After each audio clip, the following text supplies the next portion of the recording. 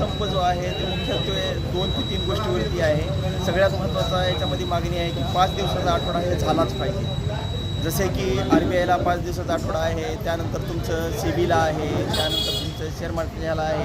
मग बँकेला का नाही? सगळीकडे असताना तुमच्या पंचायत समितीच्या ह्याला आहे, मग बँकेला का नाही? सर्व मागच्या बायपार्टाईटमध्ये पूर्णपणे हे झालेलं असताना देखील सध्याची अंमलबजावणी होत नाही, म्हणून हा 1 दिवसाचा संप आहे. त्याचबरोबर दुसरी मागणी आहे की तुमची क्लर्कची भरती असेल, त्यानंतर PTSची पार्ट टाईम PTSचा विषय आहे. आमची अशा रास्त मागण्या आहेत आमच्या, जे की एवढं म्हणजे हे करण्याचा विषय नाही, पण काय म्हणजे सरकारच्या ह्याच्यामध्ये काय याच्यामध्ये त्यांनी पायडीचं आत्तापर्यंत त्यांनी मान्य केलेलं नाही. आणि दुसरा विषय असा आहे की बँकेचं जे वर्क लाईफ बॅलन्स आहे, बँकेच्या कर्मचाऱ्याच्या बाबतीतचा विषय असा आहे की कर्मचाऱ्याची संख्या कमी झाली, कस्टमरची संख्या वाढलेली आहे, वेळेमध्ये लोकांना जे सुविधा मिळत नाहीत, लोकांचे वेळसांड होत आहे. म्हणून आमची एकमेव रास्त मागणी आहे की कर्मचारी भरती झालीच पाहिजे आणि 5 दिवसाचा आठवडा भेटला पाहिजे. आमची एवढीच मागणी आहे. यासाठी आजचा संप होता.